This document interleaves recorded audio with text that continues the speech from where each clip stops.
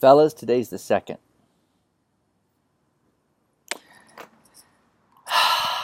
Much of the Proverbs is warning us men. Remember, it was written by King Solomon to his son.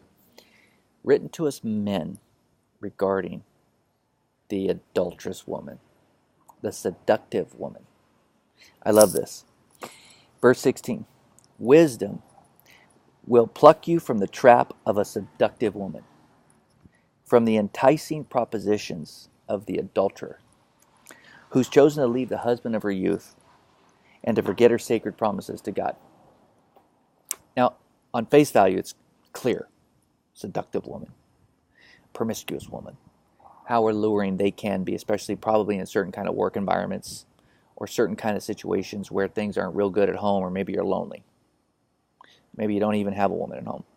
But I'm speaking specifically to the guys who are maybe in a pretty intense relationship. Engaged, you'll want to be engaged, married, newly married, or married for 55 years. Here's an angle I want to propose with this. Wisdom plucks you from the trap of the seductive woman. I think the enemy likes to trap us.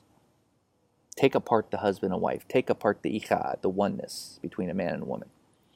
I think it's very subtle.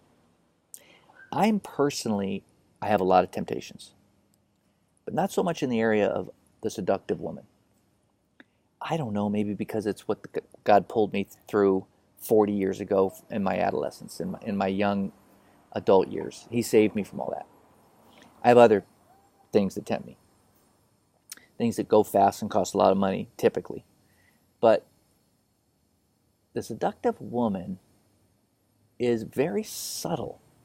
When we compare our women, our wives, our fiancés, our girlfriends, to the seductive woman, we fall into the trap. I think our tempers get short. I think we get disillusioned with the women that God's placed in our life. Remember, later in Proverbs said, make sure that you enjoy the breasts of your youth, the woman that I placed before you. And I think that it's so subtle when we just see a slight image, or if we see a gal in a cafe and we make up this narrative of how lovely she must be, and look at how she's talking to her man. If my wife would only talk to me that way, you're trapped.